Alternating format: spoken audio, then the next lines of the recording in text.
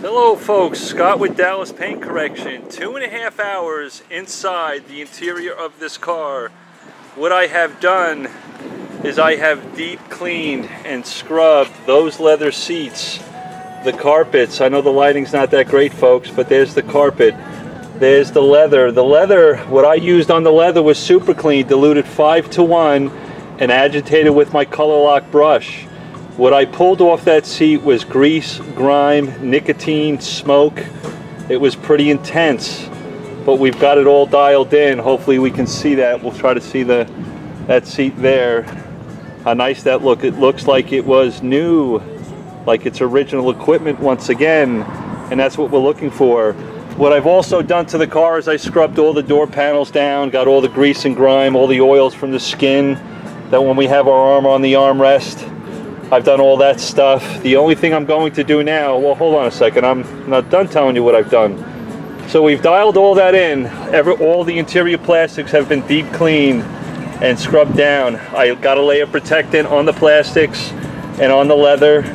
And what I've already done is I sprayed my Intercon Activate Plus on the carpet rather aggressively on the headliner, where a lot of smoke and nicotine and tar likes to get trapped inside those fabrics. So I'm letting it kind of mellow out. I sprayed it about 10-15 minutes ago, and we're letting it just kind of mellow out, air out on its own. I don't like to dry it myself with like a blower or anything. You want to let those enzyme killers kill that smoke and bacteria that's inside that car and inside the headliner. So that's where we're at right now. I'll bring you around to this side. 2.5 hours deep cleaning a smoker's car, which is really important. The carpets have gotten all clean. Sorry about the lighting, not much I can do with it.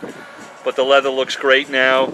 The inside of the car looks gorgeous. The only thing I have to do now is just lay some protection and I'll be done with it. I'm gonna dial in these door jambs with super clean aerosol can and wipe them down. I'm also going to clean the interior windows real quick. So all I got to do is super clean the door jambs. I got to clean the windows, and then I'm going to close this car and be done with it. 2.5 hours of pretty intense deep cleaning on this car. Once I get those door jambs dialed in, the interior plastics all protected in the leather, I then close the door, and then I will start on the outside. I will do a kind of a rinseless wash or waterless wash on this thing and clay it and lay some protection down pretty quick. But that's where I'm at. 2.5 hours of deep cleaning a smoker's car is what's required, although it wasn't overly dirty inside. But when I started scrubbing that leather, what I pulled off there was pretty nasty, but that happens, and you've got to be aggressive. You got to get that stuff off there if you don't want the cigarette smell to return. And now my Intercon is aggressively been sprayed on the headliner, the carpet, and I'm gonna let it mellow out for another 10-15 minutes. And I'll dial in these door jambs and then close the doors and let that Intercon do its job and just eat away at some of that smoke smell. The customer has already come out here and looked at the car and said, holy crap, I think I've wasted so much time going to car washes and then giving them an extra 40-50 bucks to do an interior wipe down and vacuum. He has not seen this car look this way in a really long time. He bought it new, I guess in 2011.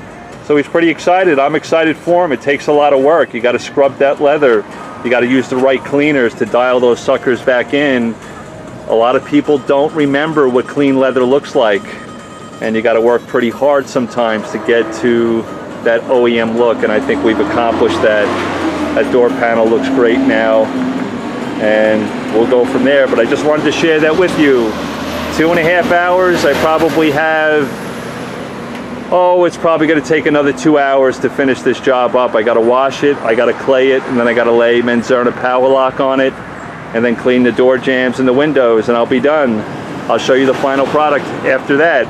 Then after that, I've got a couple more customers I got to see. And I am doing all of this, by the way. I have power, but I have no water. I have done all of this without water so far. And I will wash the car without water. That's going to be pretty cool. Let's see what, again, we're kind of limited. I'm in a parking lot. I typically do not take customers that are not at their home, but this one was a unique situation. Very busy man, busy lifestyle, and I had to do it at his work. and that was fine because he's going to enter my maintenance program, so I was willing to do it for him. I typically would not work in parking lots. I typically only work at my client's place of business if it's private, or at their private homes, because I do not bring water with me. I do not bring electricity. It does not stop people from calling me and banging on the door and ringing my phone off the hook. My services are wanted all over the place, although some professional detailers say, Scott, you don't bring water, you don't bring electricity, who the heck would use you? Well, I've never been so freaking busy in my life. It doesn't matter, folks, don't overthink it. If you've got the skills and the knowledge to be able to dial people's cars in, they won't care if you got to use their water. They will not care you've got to use their electricity. Don't overthink it. Don't stop your passion. Just get out there and do it. But just wanted to share that with you. We'll see you guys soon. I'll see you on the finished product. Love you guys. Bye.